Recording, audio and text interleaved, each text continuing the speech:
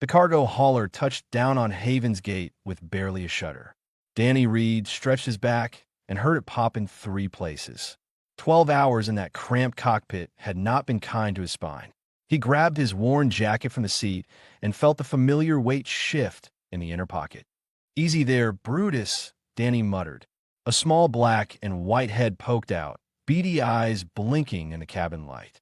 The honey badger yawned, showing teeth that had no business being that sharp, then tucked himself back into the warmth of the jacket. Danny made his way through the docking tube. Haven's gate sprawled before him through the viewport, a massive wheel of metal and lights spinning slowly in the black.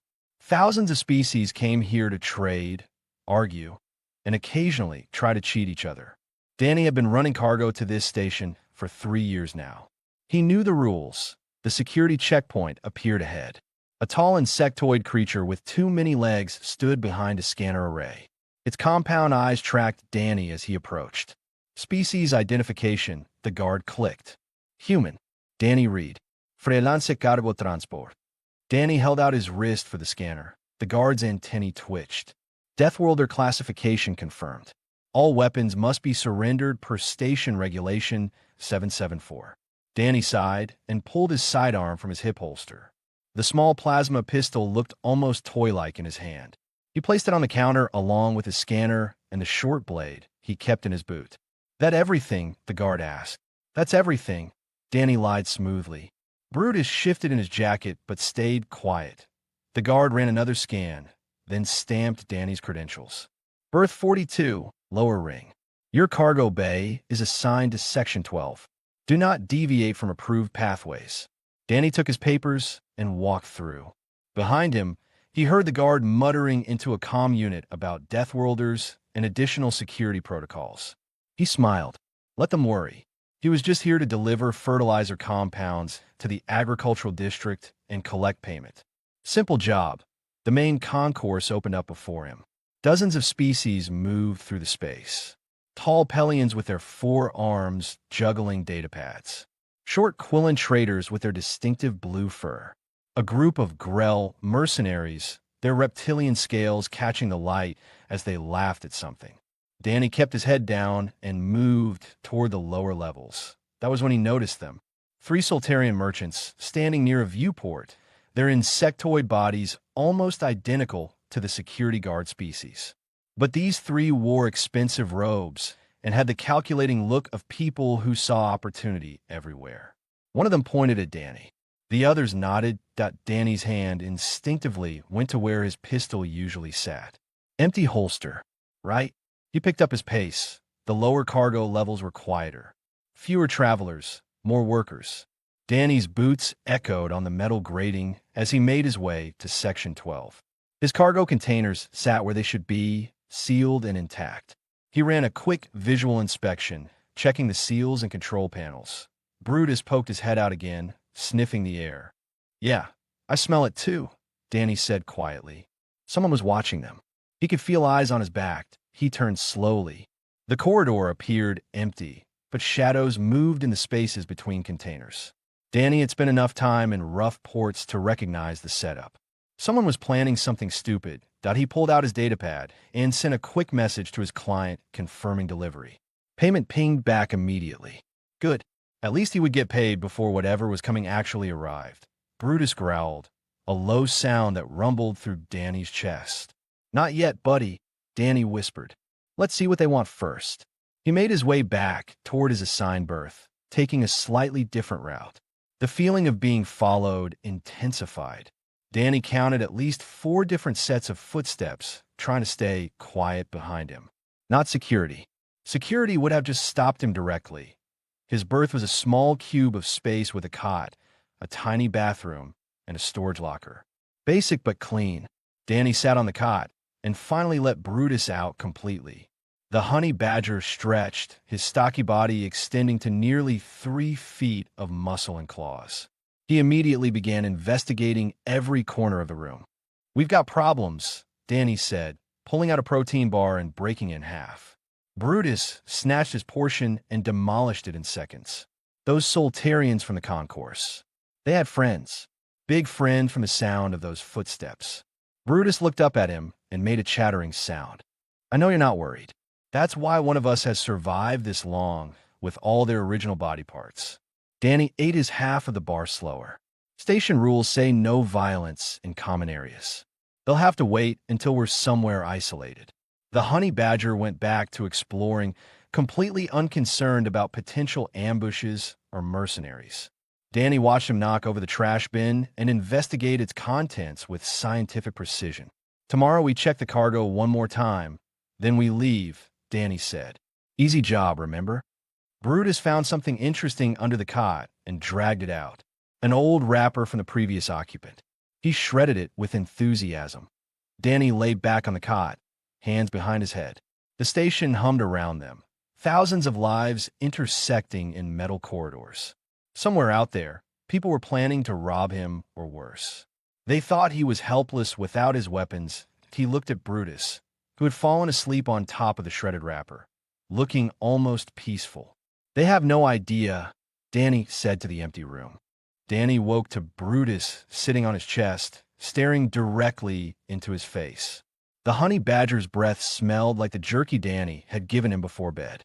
Personal space, Brutus. The badger didn't move. His dark eyes held that particular look that meant he wanted something. Fine. Breakfast first, then cargo check. Danny sat up, dumping Brutus onto the mattress.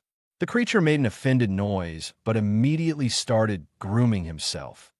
Danny splashed water on his face and changed into a clean shirt. His jacket went back on, and Brutus climbed into the inner pocket without being asked. They had done this routine 1,000 times across a dozen stations. The corridor outside was busier than last night. Workers moved equipment, traders argued in clicking languages, and somewhere distant machinery clanged. Danny headed for the cargo section, stopping at a food dispenser for coffee that tasted like motor oil and a nutrient pack that tasted worse. Section 12 was exactly as he had left it. The containers sat sealed and quiet. Danny ran his scanner over each one, verifying the contents matched his manifest. Agricultural compounds, organic fertilizers, some bacterial cultures for soil enhancement. Boring stuff, valuable to farmers, worthless to thieves, which made the ambush even more stupid. Danny sensed them before he saw them. The cargo bay was too quiet. The usual background noise of the station had changed. He set down his coffee and casually moved behind one of his containers. 0.6 figures emerged from between the cargo stacks. Grell mercenaries, just as Danny had suspected. They were big, easily 7 feet tall, with scales that ranged from dark green to muddy brown. Heavy muscles moved onto those scales. Each one carried shock batons, illegal on the station but easy enough to smuggle if you knew the right people. The lead Grell had a scar running down his snout. He smiled, showing teeth designed for tearing meat. Human, you're going to give us the access codes to your cargo containers. Danny held up his hands. Those containers have fertilizer. You really want to steal dirt. We know what you're carrying, the Grell growled. The Soltarians paid good money for information. Those bacterial cultures are worth 10,000 credits on the black market. 5,000, maybe, Danny corrected. And that's if you can keep them alive during transport. They need specific temperatures. The Grell stepped closer. The others fanned out, cutting off escape routes. Professional work. They had done this before. Codes. Now, Danny sighed. He really had hoped to avoid this. Look, this is a bad idea. Really bad. You should just walk away. The Grell laughed. It sounded like rocks grinding together. You're unarmed. You're alone. You're in a restricted section where no one can hear you scream. What exactly makes this a bad idea for us? I'm not alone, Danny said quietly, and I was never the one you needed to worry about. The lead Grell raised his shock baton. Last chance, human. Danny reached into his jacket. The Grells tensed, expecting a hidden weapon. Instead, Danny pulled out Brutus. The honey badger dangled from Danny's hands, looking sleepy and confused. He was maybe 2 feet long, stocky, with distinctive black and white markings. His small ears twitched. The Grell stared. Then they started laughing. That's your protection. The leader could barely speak through his amusement. A pet? Some kind of earth rodent. Not a rodent, Danny said. And definitely not a pet. Brutus is family. He set the honey badger on the ground. Brutus looked around, noticed the grells, and his entire demeanor changed. The sleepy confusion vanished. His body went rigid. A low growl started deep in his throat. "What's it going to do, bite our ankles?" Another growl asked. The leader reached for Danny. Brutus launched himself through the air like a furry missile. He hit the lead grell square in the face. Claws found eye ridges. Teeth sank into the soft scales of the throat. The grell's laugh turned into a scream. He stumbled backward, trying to grab the creature attached to his head. Brutus was already moving. He dropped from the first grell and went straight for the second. This one tried to kick him. Brutus dodged, twisted, and clamped onto the grell's leg. His teeth punched through scales like they were paper. "Get it off! Get it off!" The second grell shook his leg frantically. Brutus held on, growling like a miniature chainsaw. The third grell swung his shock baton. It connected with Brutus's side. Electricity crackled. The honey badger made a grunt of pain, released his target, and hit the ground. Danny winced. "Oh, you shouldn't have done that." Brutus shook himself. Then he looked at the grell who had shocked him. If honey badgers could smile, Brutus would be grinning that he charged. The third grell tried to run. Brutus was faster. He caught the mercenary's tail and climbed up his back like a ladder, claws digging into scales. The grell spun in circles, trying to dislodge him. The remaining three grells looked at their companions.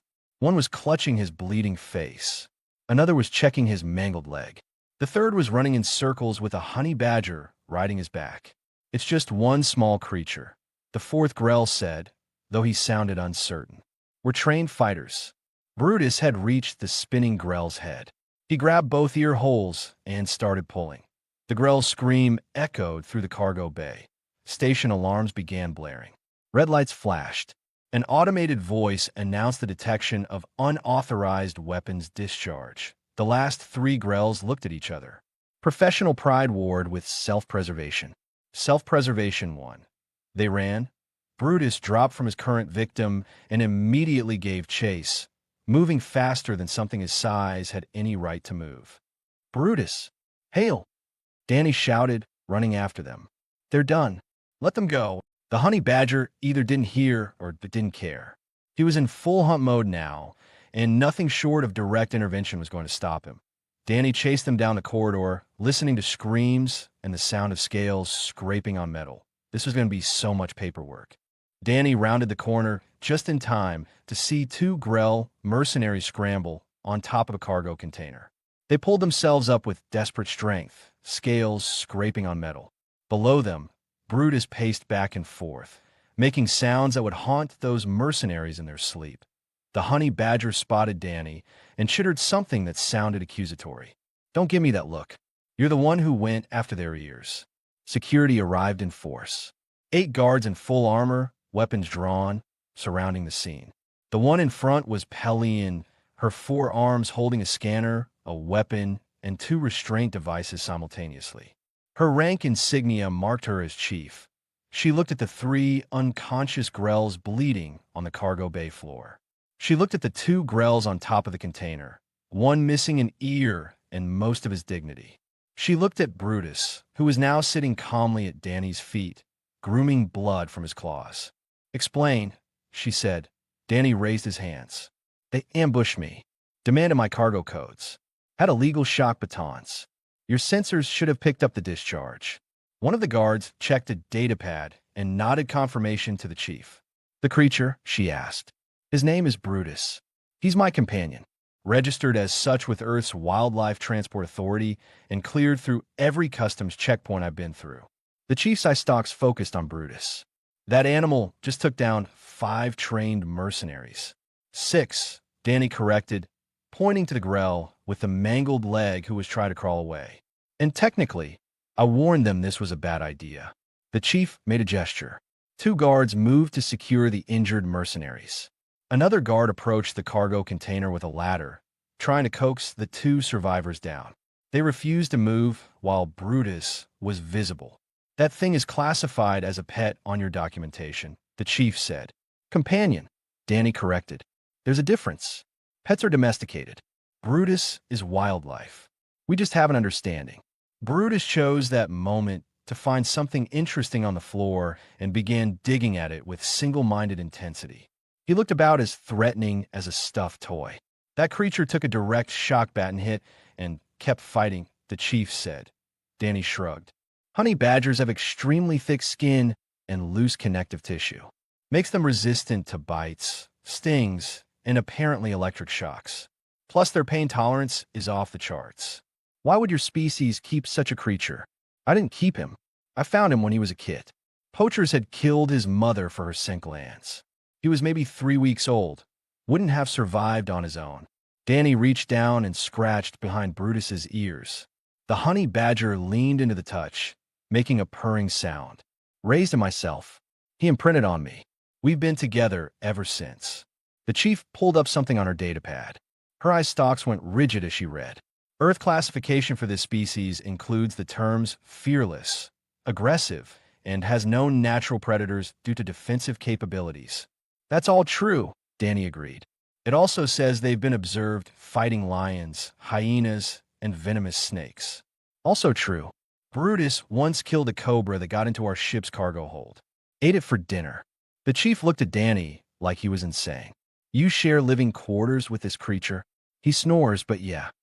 Medical teams were loading the injured grells onto stretchers. The one with the missing ear was crying. The other two on the container still refused to come down. I'm reviewing the security footage now, one of the guards reported. The grells initiated contact. The human warned them multiple times. The creature only attacked after they threatened physical violence. The chief's communication device chirped. She listened for a moment, her expression darkening. We've arrested 3 Soltarian merchants attempting to leave the station. They're confessing to hiring the grells to steal your cargo.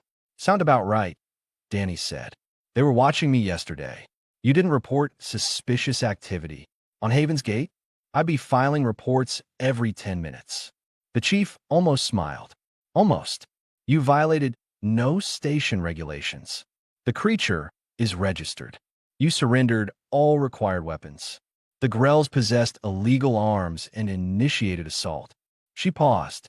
However, I'm updating your companion's classification in our system. To what? Defensive companion, extreme threat level. Same category we use for Xyrillian war beasts and Kelthran hunting raptors. Danny looked down at Brutus, who had found a piece of wrapper and was shredding it with enthusiasm. He's really not that dangerous if you don't threaten him, or me, or food, or his favorite sleeping spot. That's a long list of triggers, the chief observed. We all have our quirks. The medical team finally convinced the 2 grells to come down from the container by promising Brutus would be secured. Danny picked up the honey badger, who immediately tried to climb back down to continue his rampage. Easy, buddy. It's over. Brutus made disgruntled sounds but settled into Danny's arms.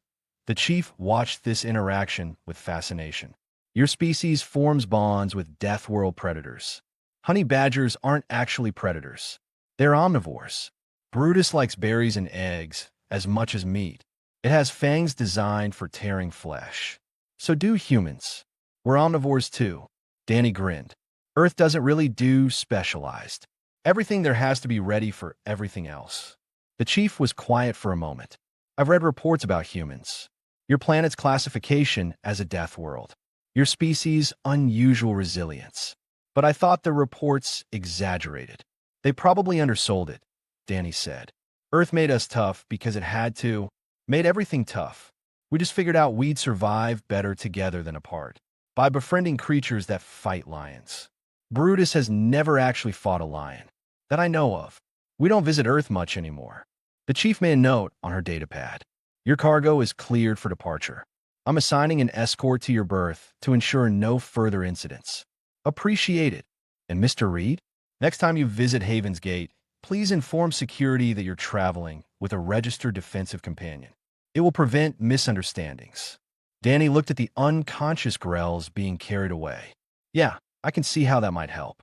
Brutus yawned, showing all his teeth, then tucked his head against Danny's chest and closed his eyes. News traveled fast on Haven's Gate. By the time Danny made it back to his berth, Half the station seemed to know about the incident. Trader stopped talking when he walked past. A group of Quillen merchants actually crossed to the other side of the corridor. Brutus rode in his usual spot inside Danny's jacket, completely oblivious to his newfound reputation as a station-level threat. Danny's datapad pinged with messages. 3 job offers, 2 requests for interviews, and 1 message from someone asking if Brutus was for sale. Danny deleted that last one immediately. The berth was as he left it, except for the security guard station outside. A young Pelian, probably fresh from training based on how nervous he looked. "Mr. Reed," the guard said, all 4 hands gripping his rifle a bit too tightly. "I'm here to ensure your safety." "Appreciate it." Danny paused. "You can relax. Brutus only attacks people who try to hurt us." The guard's eye stalks focused on the lump in Danny's jacket. "That's the creature. Want to meet him?" The guard took a step back. "I'm fine here, sir." Danny went inside and let Brutus out. The honey badger immediately claimed the bed, circling 3 times before flopping down with a satisfied grunt. Within seconds, he was snoring. Danny's datapad pinged again. This time, it was a priority message from a security chief. He opened it. "Mr. Reed, please report to Security Administration at your earliest convenience. This is not an arrest request. We simply have questions about Earth fauna." Danny raised an eyebrow. Questions about Earth fauna from station security was a new one. He grabbed his jacket and headed out, leaving Brutus to his nap. Security Administration was on the upper ring, in a section of the station that Danny rarely visited. The corridors here were cleaner, the lighting better maintained. Guards stood at regular intervals, all of them watching Danny with a mix of curiosity and caution. The chief's office was spacious, with viewports showing the stars beyond. She stood at her desk, all 4 arms working different datapads simultaneously. When Danny entered, she gestured to a chair. "Mr. Reed, thank you for coming. You said you had questions." She set down 3 of the datapads and picked up a 4th. "I've been reviewing Earth's fauna database since our encounter. The results are disturbing." "Disturbing how?" "Your planet has an unusually high concentration of aggressive species. According to this data, there are over 1,500 documented species that regularly attack creatures larger than themselves. Another 3,000 species that are venomous or poisonous. And approximately 800 species that humans have successfully domesticated or formed working relationships with." Danny nodded. "Sound about right. How is your species still alive?" The question was so genuine that Danny almost laughed. "Because we learned to work with them instead of against them. Dogs help us hunt and guard our homes. Cats control rodent populations. Horses carry us and pull our equipment. Birds help us navigate and warn us of danger." He paused. "And sometimes a honey badger becomes family because there was no one else to care for him." The chief pulled up an image on her main screen. It showed a massive 4-legged creature with horns. "This is listed as domesticated livestock. It weighs over a ton and has killed multiple humans in recorded incidents." "That's a bull." "Yeah, they can be dangerous.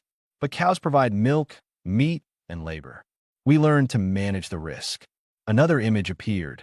A sleek predator with fangs. "This is a companion animal. Dog. Specifically looks like a wolf-dog hybrid. People keep them as pets, guards, and friends. It says here that the ancestor species hunted in packs and regularly killed prey 5 times their size. We hunted together. Then we became friends. Now we can't imagine life without them." Danny leaned forward. "Chief, what's this really about?" She was quiet for a moment. Then she pulled up footage from the cargo bay incident. Danny watched Brutus tear through the Grell mercenaries with ruthless efficiency. "This creature is registered as a companion. Not a weapon. Not a security animal. A companion." The chief paused. "How many other humans travel with animals like this?" "Most don't travel with honey badgers. Brutus is special.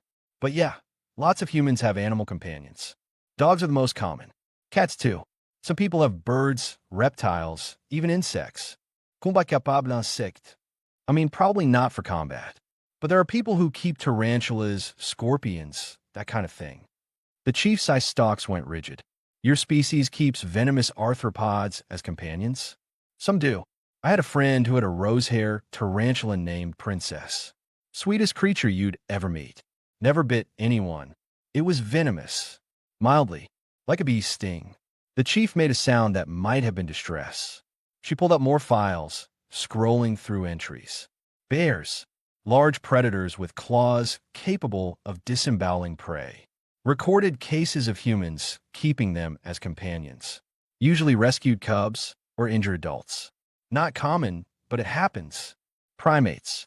Highly intelligent, capable of tool use and organized violence. Multiple cases of human households. Yeah, though that's less common now. They need a lot of space and social interaction. The chief kept scrolling. Her eye stalks quivered as she read. Horses, snakes, lizards, large birds of prey, aquatic predators. Mr. Reed, according to this database, humans have formed companion bonds with nearly every major predator classification on your planet. Danny shrugged. We're social creatures. We like company. Earth made everything dangerous, so we learned to make friends instead of enemies. This is insane. From a certain perspective, maybe, but it works for us. The chief sat down, which was impressive given that Pelians usually stood. I need to update our security protocols. If more humans visit this station with companions, we need to know what we're dealing with. That's probably smart. The Grell mercenaries are being treated for multiple lacerations, one severed ear, severe psychological trauma, and what the medical staff is calling prey response syndrome. They're terrified of small, furry creatures now. Brutus has that effect on people. Is he the most dangerous companion animal humans keep? Danny thought about it. No, I'd say dogs can be more dangerous if they're trained for combat. And horses can kill you with one kick. Brutus is just unusually fearless. Fearless. The chief pulled up a specific entry. The database says honey badgers have been observed fighting multiple predators simultaneously, raiding beehives despite thousands of stings, and have one of the highest pain tolerances recorded in mammalian species. That's Brutus. And you sleep in the same room as this creature. He's a good cuddler once you get past the claws. The chief stared at Danny for a long moment. Then she made a notation on her datapad. I'm issuing new guidelines. Any human arriving with animal companions must register them immediately. We'll assess threat levels individually. Fair enough. And Mr. Reed, you're cleared to depart whenever you're ready. But please, for everyone's safety, keep that creature secured until you're off station. Danny stood. He's probably still napping. Brutus sleeps about 16 hours a day. 16 hours? What does he do the other 8? Eats, plays, and occasionally terrifies mercenaries. The chief's communicator chirped. She listened, and her expression shifted to something between horror and fascination. We just got a report. A Vorton crime boss who was operating in the lower levels has suddenly packed up and left the station. No explanation. Okay. His last communication mentioned something about not wanting to risk encountering any more Deathworlder companions. Danny smiled. Word travels fast. Too fast. We're getting inquiries from trade vessels asking if they need special clearance to dock here now that a Deathworlder predator is on station. Brutus will be gone in a few hours. The damage to his reputation is already done. Danny headed for the door. Chief, if it helps, Brutus is actually a pretty chill guy when nobody's trying to rob us. That doesn't help at all, Mr. Reed. The bar on Haven's Gate was called the Void's Edge, and it served drinks from 40 different worlds. Danny sat in a corner booth with Brutus curled up on the seat beside him, working through a bowl of mixed nuts that the bartender had nervously provided. Danny nursed a beer that tasted vaguely like apples and watched the crowd. Everyone was watching him back. Word had definitely spread that a young Quillen approached the table, blue fur bristling with nervousness. She couldn't have been more than 20 in human years, clutching a datapad like a shield. Excuse me, Mr. Reed. That's me. I'm sorry to bother you. My name is Petra. I'm a trader, just started my routes 6 months ago. She glanced at Brutus, who was now gnawing on a particularly stubborn walnut. Is it true? About your companion. Depends what you heard. That he fought 6 Grell mercenaries and won. That he took a shock baton hit and kept fighting. That the Grells are still hospitalized. All true. Petra sat down without being invited, her curiosity overcoming her fear. How? He's so small. Brutus looked up at the word small, made an offended sound, and went back to his nuts. Size isn't everything. Brutus is built for fighting. Thick skin, loose connective tissue, powerful jaws, and absolutely no concept of backing down from anything. Danny took a drink. Plus, he's mean when he needs to be. But you keep him as a companion? You trust him with my life. Brutus has saved me more times than I can count. Pirates, wildlife on frontier planets, one time a malfunctioning service bot that went haywire. Danny scratched behind the honey badger's ears. He's family. I don't understand.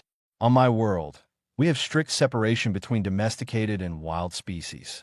We would never bring a predator into our homes. Earth doesn't really work that way. We've lived alongside predators for our entire history. Eventually, we stopped seeing them as threats and started seeing them as potential partners. Petra pulled up something on her datapad. I've been reading about Earth since the incident. Your planet is classified as a Class 7 death world. The article says that's the highest danger rating. Sounds right. It lists threats including extreme weather, tectonic instability, aggressive flora and fauna, parasitic organisms, and something called Australia. Danny laughed. Yeah, Australia is its own special category. The database says over 70% of Earth species can harm or kill humans. That's probably lowballing it. Petra looked genuinely distressed. How did your species survive? We adapted. We learned. We built tools and communities. And yeah, we made friends with some of the things trying to kill us. Danny gestured at Brutus. My great-grandfather had a dog that saved him from a venomous snake. My grandmother kept cats that protected the grain stores from rats.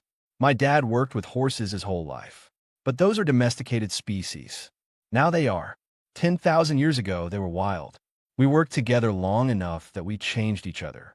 Dogs aren't wolves anymore. Cats aren't wildcats. We all became something new together. And honey badgers. Brutus is still wild in a lot of ways. But he chose me as much as I chose him. That's the thing about Earth creatures. They're smart enough to recognize cooperation when it benefits them. Petra was quiet for a moment, processing. I'm trying to understand. Your species looks at a predator and sees a friend. We look at a predator and see potential. Maybe it could be a friend. Maybe it could be a partner. Maybe it could be family. Danny finished his beer. We're all from the same world. We all survive the same challenges. That creates a bond. Other species don't think this way. Other species didn't grow up on Earth. They had easier planets, safer environments. They could afford to keep their distance from dangerous creatures. Danny leaned back. We couldn't. Earth demanded we figure out how to live with everything it threw at us. So we did. Brutus finished his nuts and climbed into Danny's lap, circling twice before settling. He looked about as threatening as a stuffed toy. He looks so peaceful now, Petra observed. He's full and tired. That's when Brutus is happiest. But if someone threatened you, then you'd see why Grell mercenaries are scared of small, furry creatures now. Petra reached out hesitantly. May I? Ask him, not me. She extended her hand slowly. Brutus sniffed it, seemed to decide she was acceptable, and allowed exactly 3 strokes of his head before making a grumbling sound that meant that's enough. Petra pulled back her hand, eyes wide. His fur is so coarse. It's designed to resist bites and claws. Nothing on Earth comes with soft fur unless it's prey. Even the companions, especially the companions. They had to survive, just like we did. Another patron approached the table, then another. Soon Danny was surrounded by curious aliens asking about Earth, about Brutus, about human relationships with animals. A Vorton wanted to know if humans really kept reptiles. A Soltarian asked about birds. A Grell, remarkably brave considering recent events, asked about aquatic creatures. Danny answered them all, pulling up images on his datapad. Dogs of every size and shape. Cats lounging in sunbeams. Horses running across fields. Parrots perched on shoulders. One image showed a human swimming alongside a massive predatory fish. That's a shark, Danny explained. Apex predator in Earth's oceans. This researcher has been studying them for 20 years. They recognize her. Don't attack her. The crowd made sounds of disbelief. I'm telling you, it's about respect and understanding. You approach them right, Show them you're not a threat. Sometimes they'll let you close. Would you swim with sharks? Petra asked. I have. Went diving off the coast of Mexico 5 years ago. Saw 3 different species. Beautiful creatures. You're insane. I'm human. We're all a little insane by galactic standards. The conversation continued for another hour. Danny showed them images of rescue sanctuaries where humans cared for injured wildlife. Videos of service animals helping disabled people. Stories of pets who had saved their owners from fires, floods, and home invasions. Gradually, the fear in the room shifted to something else. Not quite understanding, but fascination. These aliens were beginning to grasp something fundamental about humans. They didn't conquer their world through domination. They survived it through cooperation. That a message pinged on Danny's datapad. His cargo ship was cleared for departure. Time ago, he stood, cradling Brutus. The honey badger had fallen asleep during the conversation, snoring softly. Thank you for sharing this, Petra said. I understand humans better now. Just remember, we're not special. We're just from a planet that made us find creative solutions to survival. The creatures we share it with are part of those solutions. He headed for the door. The crowd parted, but this time it was respectful distance rather than fear. Some even nodded as he passed. Danny made it halfway down the corridor before his datapad pinged again. A message from the security chief. Mr. Reed. Safe travels. And please consider filing reports before your next visit. It would save us all significant stress. Also, the medical staff has asked me to convey that the Grells will make full physical recoveries, though the psychological scars may be permanent. They've requested we ban honey badgers from the station. Danny typed back, tell them Brutus says he's sorry. Probably. The response came immediately. I will do no such thing. Danny's ship hummed beneath him as he ran through pre-flight checks. Brutus sat in the co-pilot's seat, which was really just a modified cargo box with padding that Danny had installed 3 years ago. The honey badger watched the station through the viewport, occasionally making interested sounds at passing ships. Ready to go home, buddy. Brutus chittered agreement and settled into his spot. The comm system crackled. Cargo hauler Reed. This is Haven's gate control. You're cleared for departure. Bay doors opening in 30 seconds. Acknowledge control. Thanks for the hospitality. There was a pause. Mr. Reed, this is Chief Security Officer Tallis. Before you depart, I wanted to personally thank you. Danny raised an eyebrow. Thank me? For what? For the lesson. My staff has been analyzing the incident and your subsequent conversations with station patrons. We've learned something valuable about humanity. What's that? That your strength isn't just physical resilience or technological capability. It's your ability to form bonds across species lines, to see potential partnerships where others see only threats. Danny smiled. Appreciate that, Chief. We're updating our first contact protocols. When approaching Deathworld species, we'll be looking for companion relationships as cultural indicators. It may help us understand them better. Smart thinking. One question, if I may. You said Brutus chose you as much as you chose him. What did you mean? Danny looked at the honey badger, who had found a stray bolt on the floor and was investigating it thoroughly. When I found Brutus, I could have taken him to a wildlife center. Let professionals handle him. But he was scared and alone, and he latched onto me. Every day after that, he chose to stay. Could have run off 100 times on 100 different planets. He's not domesticated. Nothing's keeping him with me except his own decision. And you trust that decision completely, because it's not based on training or conditioning. It's based on mutual respect. I take care of him, he takes care of me. Simple as that. The Grells didn't understand that. The Grells thought disarming me made me helpless. They didn't understand that humans don't measure strength in weapons. We measure it in relationships. The chief was quiet for a moment. Safe travels, Mr. Reed. You and Brutus are welcome back to Haven's Gate anytime. We'll take you up on that. The bay doors finished opening, revealing the starfield beyond. Danny engaged the thrusters and guided the ship out into space. Haven's Gate fell away behind them, a spinning wheel of lights in the darkness. Brutus climbed down from his seat and padded back to the small living quarters. Danny heard him jump onto the bunk and start rearranging the blankets. His datapad showed 3 new job offers, all from stations in the Outer Rim. 2 specifically mentioned that they had heard about the Havens Gate incident and wanted someone who could handle themselves in rough territory. The third was from a wildlife rescue operation asking if Danny would consider transporting rescued animals.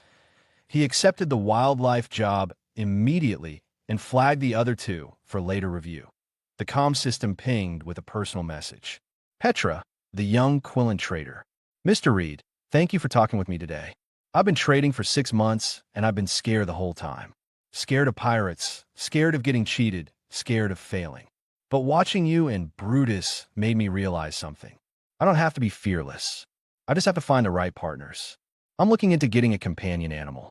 There's a species on my homeworld, kind of like your dogs. I always thought they were just for farms, but maybe they could be friends too. Thank you for showing me that. Danny smiled and typed back. Good luck, Petra. Remember, the best companions choose you as much as you choose them. And don't be afraid to look outside the obvious choices. Sometimes the best friends come in unexpected packages. He set the autopilot for their next destination and headed back to the living quarters. Brutus had completely destroyed the careful bed arrangement Danny had made that morning and was now buried under a mountain of blankets with just his nose sticking out. Really? You had to mess up the whole thing. The nose twitched. A muffled grumble emerged from the blanket pile. Danny sat on the edge of the bunk and pulled out his personal datapad, the one with photos from home. Earth hung in the background of most of them. Blue and green and white, beautiful and deadly in equal measure. There were pictures of his family. His grandmother with her 3 cats.